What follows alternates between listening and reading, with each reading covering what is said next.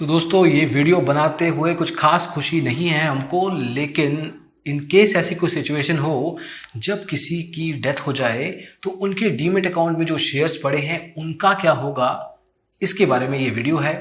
हालांकि हम कभी नहीं चाहेंगे कुछ ऐसा हो, बट फिर भी इंफॉर्मेशन आपको होनी चाहिए। इसमें कुछ अलग अलग केसेस होंगे, वो सब बताएंगे आपको, बने रहिएगा। तो आइए शुरू करते हैं।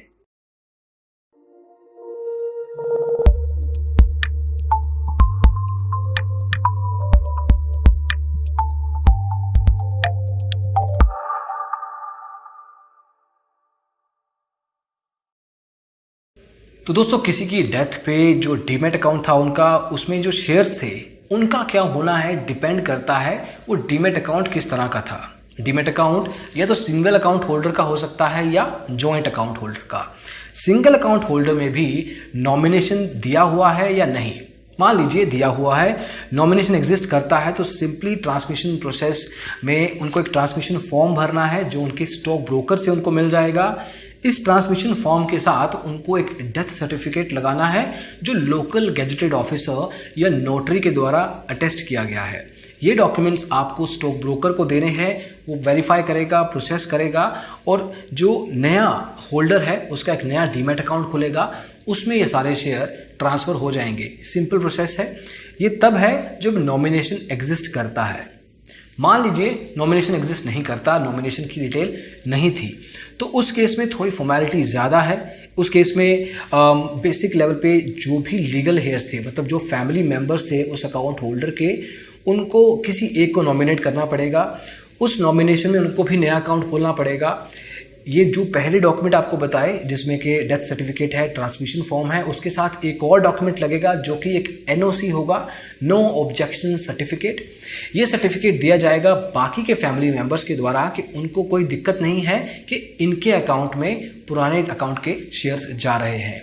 तो ये एक फॉर्मेलिटी करनी ज़रूरी है जिससे कि कंफर्मेशन हो जाती है और जो ये ट्रांसफ़र है सिक्योरिटीज़ का, शेयर्स का, वो अलाउड हो जाता है।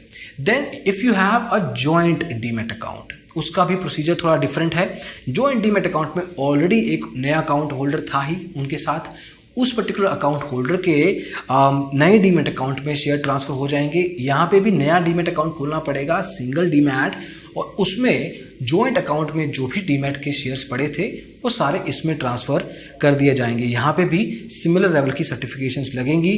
ड्यूली अटेस्टेड डेथ सर्टिफिकेट लगेगा डिसीज होल्डर का, और एक सेपरेट डीबी अकाउंट खोलना पड़ेगा। कुछ चीज़ों का ध्यान रखना पड़ेगा इन फॉर्मेलिटीज़ में। फॉर एग्जांपल, अगर आपको रजिस्ट्रेशन करना है नए डीमैट अकाउंट के, तो सारे के सारे डॉक्यूमेंट्स प्रोवाइड करने पड़ेंगे। इस पूरी की पूरी फॉर्मेलिटी को कंप्लीट करने के लिए नया डीमैट अकाउंट खोलना पड़ेगा। और अगर आपके पास एनओसी नहीं है, नो ऑब्जेक्शन सर्टिफिकेट नहीं है, तो फैमिली सेटलमेंट डीड, मतलब कि एक वसीयत होती है, वो भी इस पर्टिकुलर डॉक्यूमेंटेशन के रूप में काम करेगी, तो उसका भी इस्तेमाल किया जा सकता है। इसमें कॉम्प्लिकेशंस थोड़ी बहुत हो सकती हैं कागजात को लेके, लेकिन जनरल लेवल पे यही डॉक्यूमेंटेशन लगती है।